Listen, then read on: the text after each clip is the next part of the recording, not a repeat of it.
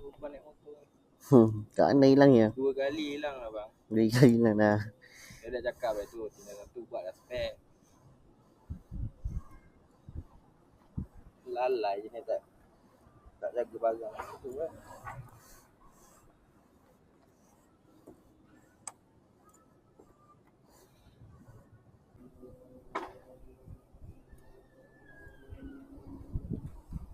Hilangnya kat mana? Hilangnya kat mana? Kat tempat kerja dia, kat Kotor Risai. Lepas tu kenapa kontak kat sini? Tolak kan? Saya tunda dia balik kan. Nangis.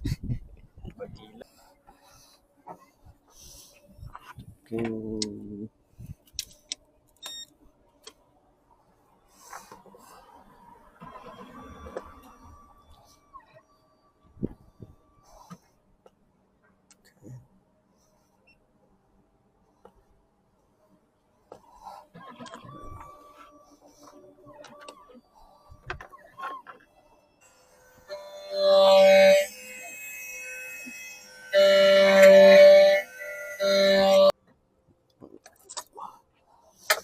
Test.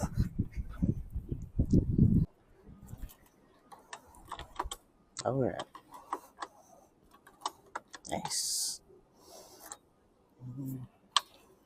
Tutup ni.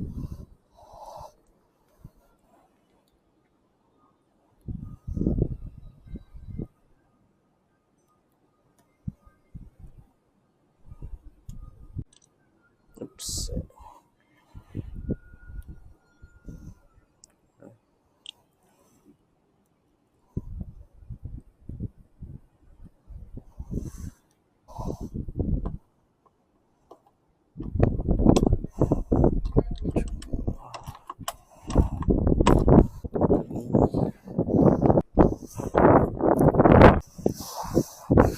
Potong satu lagi.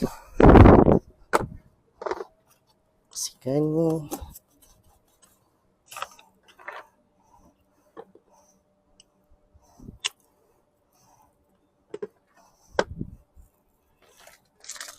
Supaya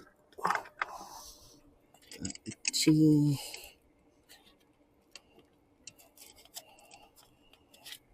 Potong.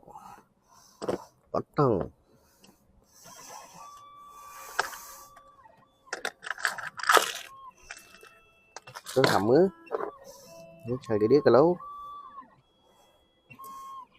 belakang kita tak tiba-tiba tak boleh buka tu, maksudnya magnet dia problem. So cara nak betulkan kena cari magnet baru ataupun kena beli kunci baru dapat balik magnet ni.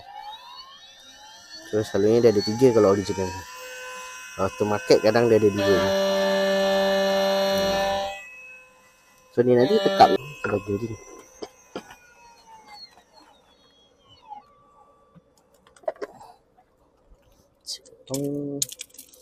Tekan dulu. Pergi test. Dah ada, ni dah ada.